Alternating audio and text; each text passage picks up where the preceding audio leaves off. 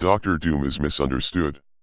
That's what Stan Lee told a 14-year-old leukemia survivor who interviewed the Marvel creator in 2016. Everybody thinks he's a criminal, but all he wants is to rule the world, Lee said. Dr. Doom, along with many of Lee's creations, is imperfect. Spider-Man's hubris allowed his uncle to die. The Fantastic Four would be the world's greatest team if they stopped bickering. Doctor Strange is an asshole. All those characters were reflected in Lee himself. But based on how the world reacted to the passing of Lee, you'd think the elder statesman of comics was a saint cast in gold. He wasn't. He was so much more beautiful than that. Born in 1922 in Manhattan to Romanian Jewish immigrants, Stanley Martin Lieber dreamed of writing the next great novel. But at 39, after serving in World War II and grinding at his uncle's Atlas Comics, Lee was ready to quit. At the insistence of the publisher, as well as his beloved wife Joan, that they could compete with the red-hot Justice League of America over at DC, the distinguished competition, Stan Lee, his pen name, as Stanley Lieber was reserved for the novel he would never write, worked with Jack Kirby, allegedly, to create the Fantastic Four, the world's first superheroes who battled first-world problems. Today, so much of Lee's legacy, at once both simple and complicated as any superhero mythology, comes down to credit.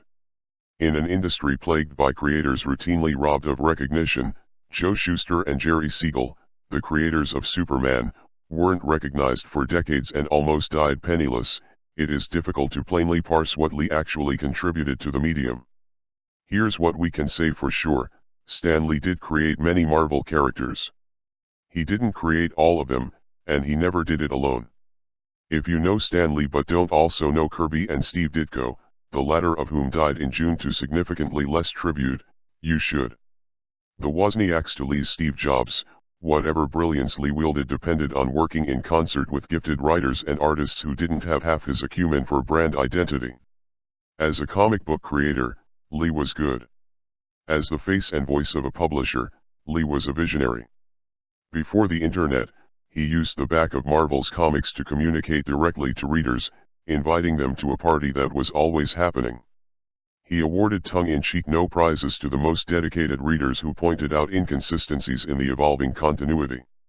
At the nascent stages of modern fandom, everyone wanted a no prize. Everyone wanted to go to the party.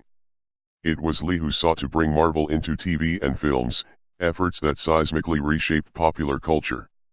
Before Disney acquired the comic book maker for $4 billion, Lee envisioned Marvel as its own entity. Lee's first producing credit was the direct-to-video Captain America in 1990, an unremarkable start to an unbelievable career that few can ever achieve in the third acts of their lives, especially given that no one other than Lee could file and win a $10 million lawsuit against Marvel. As a person, Stan Lee had many faces, none flirting with any sort of outright villainy. Those who met Lee, from Hollywood professionals to fans at conventions, will tell you that he was as kind and decent as anyone hoped someone like him would be. He spoke out against bigotry and racism. He supported young artists. Everyone loved him. Everyone, except Jack Kirby.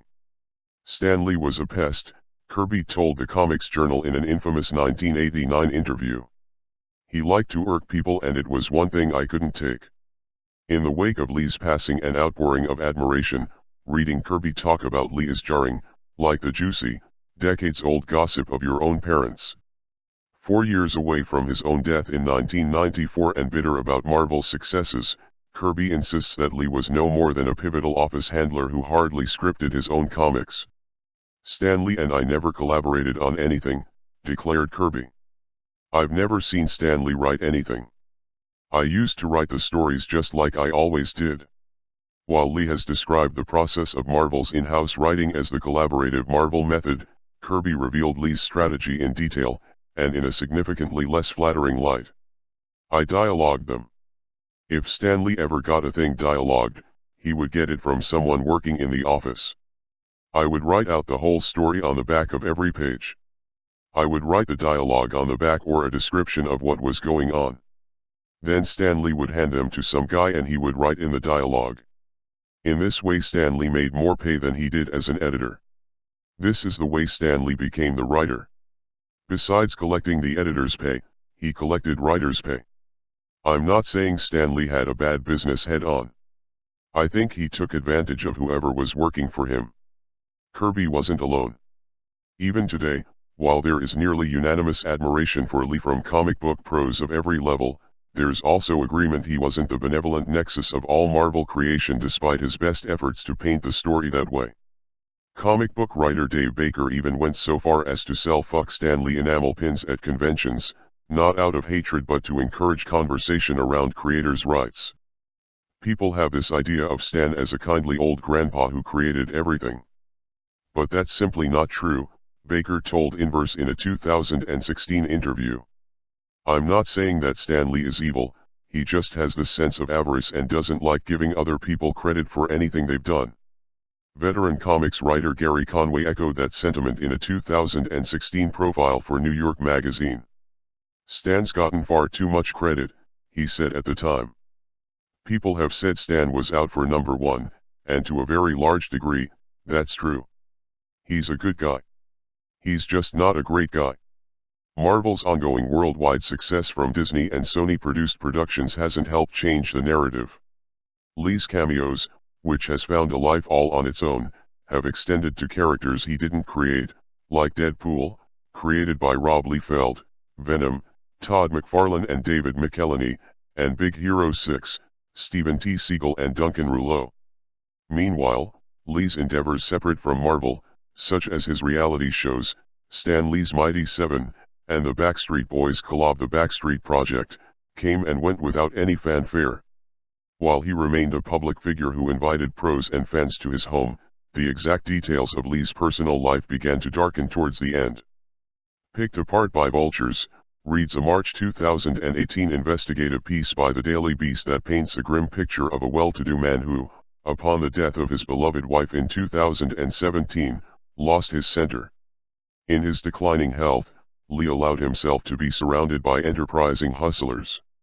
When he surfaced at the Silicon Valley Comic-Con the month after the Daily Beast story, fans met their hero, silent and detached.